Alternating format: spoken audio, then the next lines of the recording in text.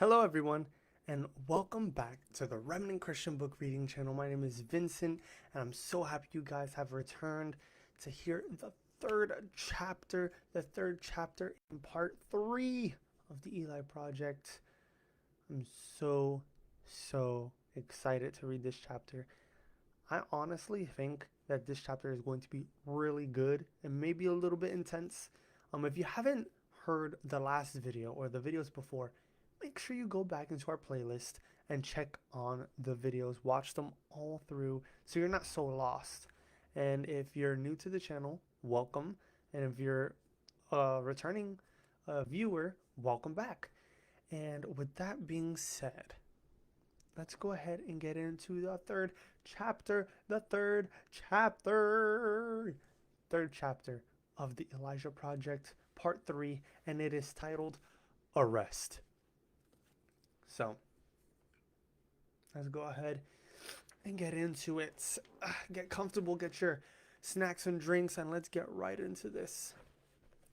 Chapter 3, Arrest. We're going to fly? Cody's voice cracked. It hadn't done that since he was 13, but raw fear can do that to a guy. Again? No, Willard chuckled. We're not gonna fly. Whew, that's good. Technically, we would simply be resisting gravity. Somehow, that didn't make Cody feel much better. We must locate Piper's parents, Willard said as he slipped into his anti-gravity tennis shoes. We must inform them of the tracking device my equipment has discovered under their car. This is the only way to warn them. If we survive, Cody said, giving the shoes a doubtful look. Willard ignored him. I've triangulated their last email transmissions with their cell phone call, but we must proceed there quickly before we lose them. Cody was silent, frowning down at the tops of his tennis shoes. Look, I know what you're thinking, Willard said. You're recalling the time my remote-controlled pencil sharpener flew out the window, crashed onto the power station, and shorted out an entire town for a week. Actually, Cody said, I forgot that one. Then perhaps it was my invisible bug spray, which I bought to summer camp, that made us both invisible. Actually, Cody corrected, it just made our clothes invisible. Ah, yes, Willard nodded. That was rather embarrassing. However, I promise you there will be no such occurrences on this occasion. Don't you think we should at least test them? Cody asked. Under normal circumstances, yes. You would be correct. A positive outcome of a trial run is crucial before the operation of any new device. Good. However, we have no time. Bad. I assure you, all my data indicates these shoes were performed correctly. Cody gave him a look. He knew Willard wanted to help. He also knew that not a single invention of his had ever worked. Well, had ever worked the way he'd planned for it to. Still, Willard was right. The family was in trouble. They had no time to waste. So with a heavy sigh and a prayer that someone, somewhere would someday find their bodies, Cody slipped into the shoes and laced them up tightly. Willard reached for the control panel, strapped it to his wrists, and hit a flashing red button. Hopefully, we won't have any problems. Hold on. What do you mean, hopefully? Cody's voice cracked again. What do you mean, hold on? I mean, whoa! Suddenly, Willard shot up and hovered in the air. For that matter, so did, whoa! Cody. There was only one minor problem. We're upside down! Cody shouted, dangling from his feet. He kicked and spun around in the air as he tried to right himself. Yes, I am aware of that fact. However what? However, we have no time for repairs. We must depart now. Before Cody could protest, Willard pushed a little joystick on his control panel and they took off, still upside down, still shouting. Wow!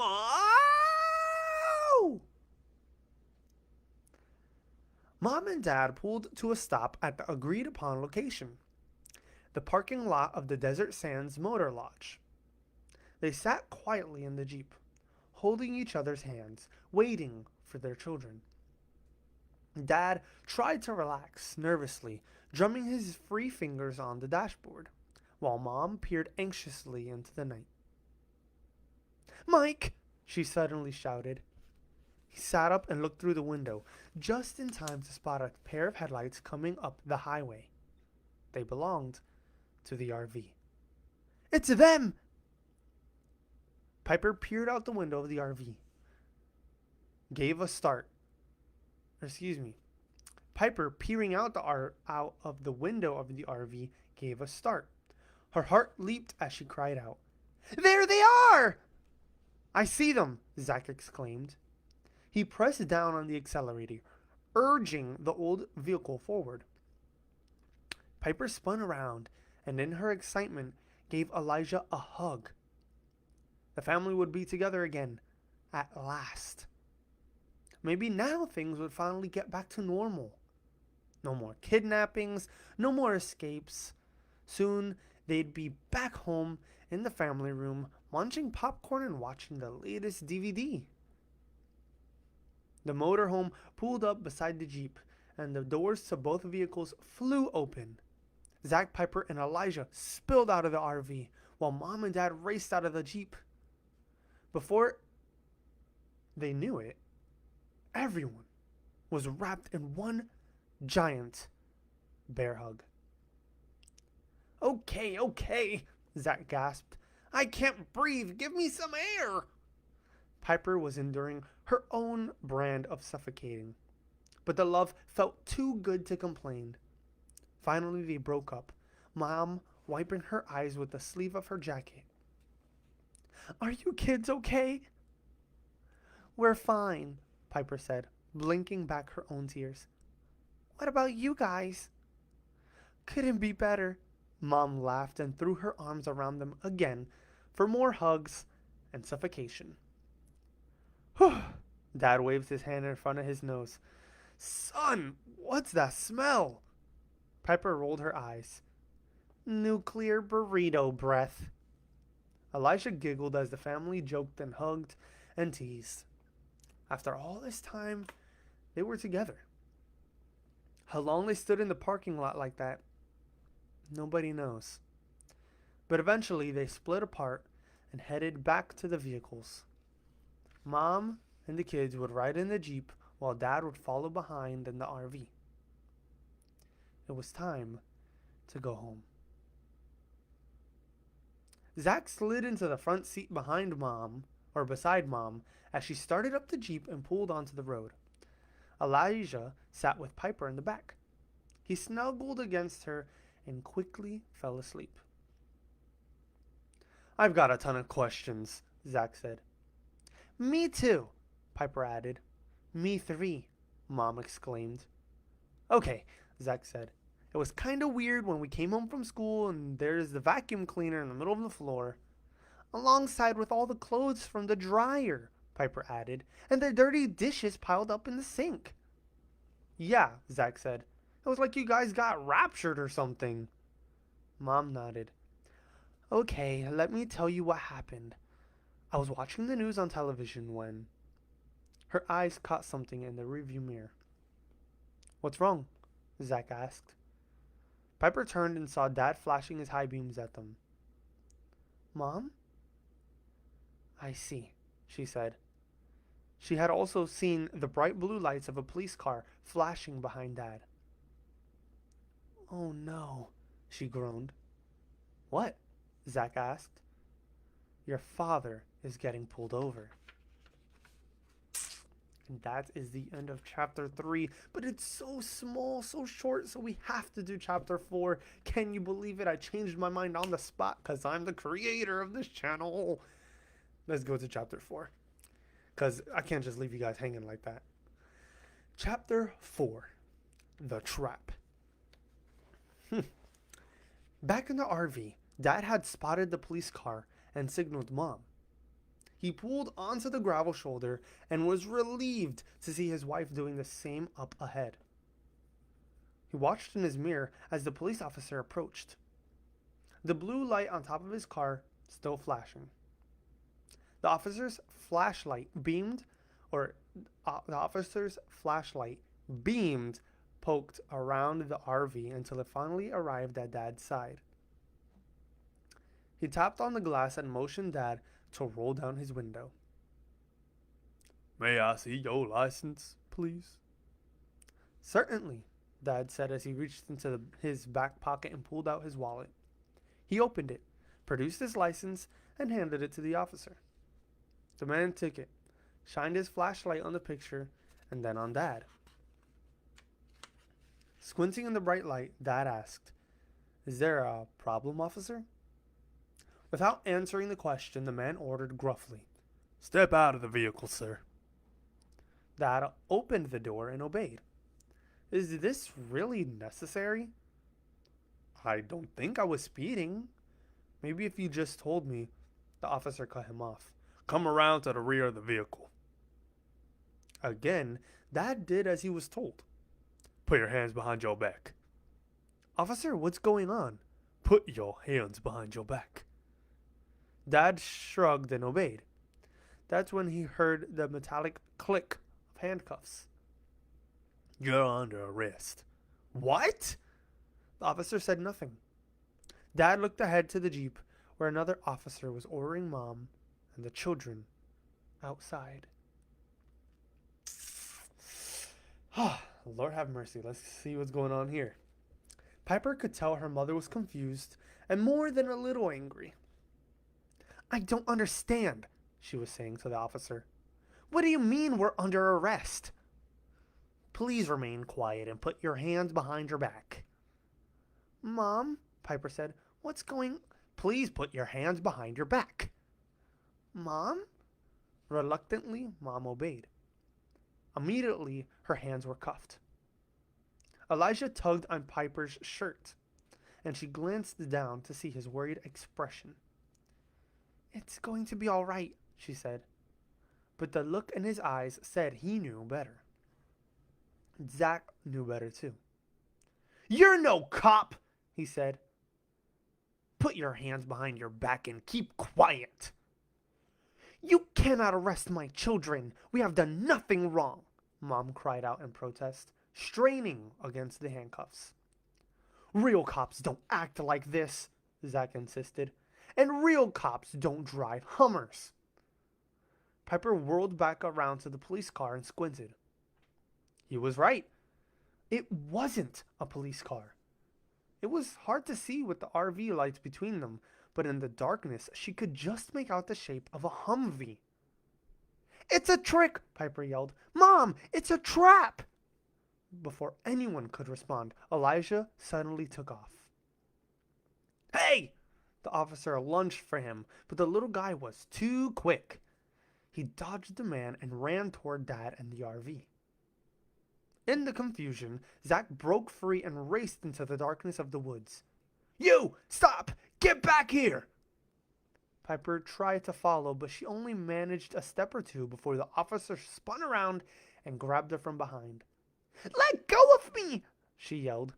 "You're staying right! Let go of me!" He produced another pair of handcuffs, and before she knew what was happening, he was cuffing her too. "You're staying here," he ordered. Then he spun around and took off after Elijah. "Run, Eli!" Piper shouted. "Run!"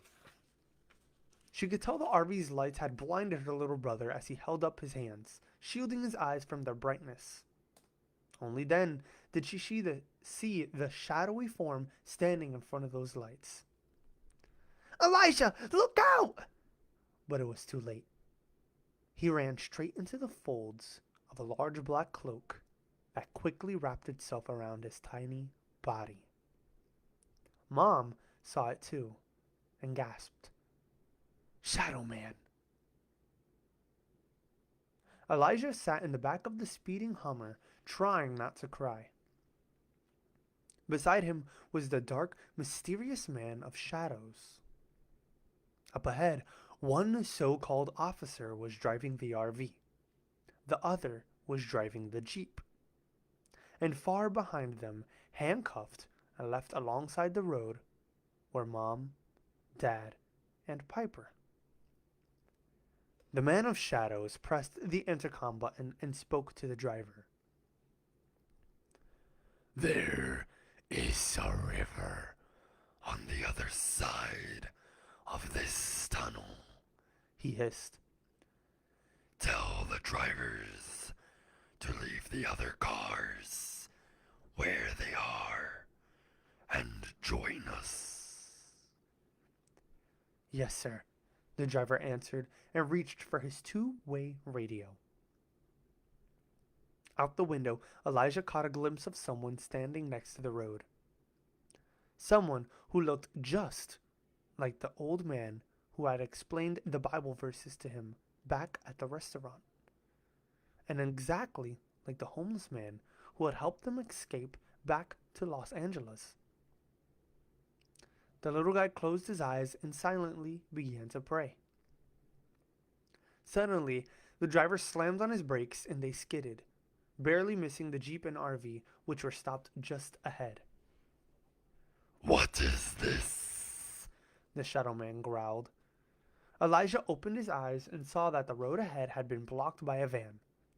The same dark green van that had been following them ever since Los Angeles. A moment later, the woman with flaming red hair and her two assistants tumbled out and raced toward the RV. Angrily, Shadow Man opened his own door and stepped out. "What are you doing?" In the confusion, Elijah hoped to escape. He reached for the door and opened it gently, but immediately an alarm began to beep. "Hey!" the driver looked in the mirror. "What are you?" Elijah hopped out and was about to make a run for it, but the driver was too quick. He leaped from the car and grabbed the boy. Elijah put up a fight, squirming and twisting, but it did no good. Within seconds, the driver had tossed him back into the car and slammed the door. As the driver slipped back behind the wheel, Elijah reached for the door handle, hoping to try it again. But the driver spotted him and hit the auto lock. It came down with a soft click. He grinned sinisterly at Elijah through the mirror. The boy slumped into the seat, unsure what to do. He watched as the driver spoke into his two-way radio. "What's happening up there?" the man asked. A gruff voice answered. "It's Monica and her two goons." "Oh no," the driver groaned. "She didn't know we got the kid. Thought she'd try to nab him from the RV." The driver shook his head. "Idiots." Elijah looked back out his window and was happy to see the old man again. He stood at the edge of the woods and gave the slightest nod to the boy. Immediately, the lock to the door clicked up. The driver was too busy talking into the radio to notice. "What's Shadow Man gonna do to her?" he asked. Elijah reached for the door handle. "I don't know," the gruff voice replied, "but I sure wouldn't want to be in her shoes." In one quick move, Elijah yanked open the door and leaped out. "Hey!" the driver shouted, but he was too late. Elijah was already dashing into the dark forest. That was a good 2 chapters right there. Wow. Well, those chapters honestly kind of flew by. They were really short chapters again. But yeah, I hope you all enjoyed that. The next chapter, I'm going to read it next week. So be ready for that. So I hope you all really enjoyed this. Remember that Jesus loves you, and God bless you all.